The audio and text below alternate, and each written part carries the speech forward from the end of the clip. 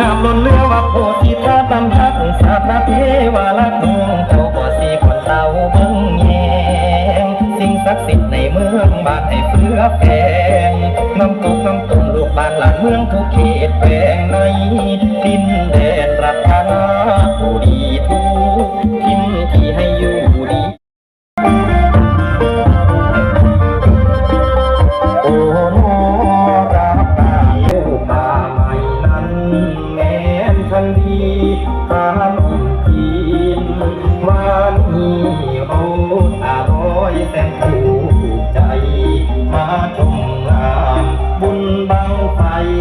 ประกาศตามันตาพาต่อไปแล้วมิ่งเมืองแก้วรัตนาบุรี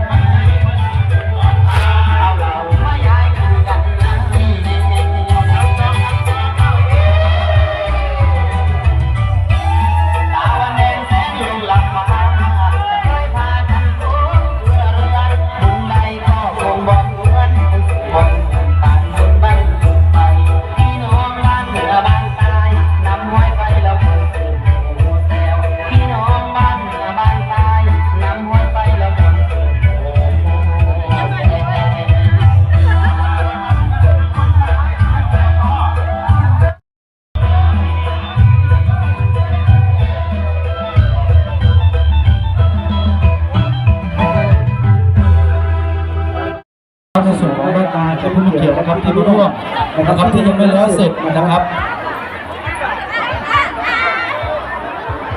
ท่านพ่อแม่กับท่านที่มาร่วมรำในครั้งนี้นะครับเดี๋ยวพี่จะไปถามเราเขาไปไว้ใจหมดแล้วที่เป็นคนทำไปบ้างเลยนะครับ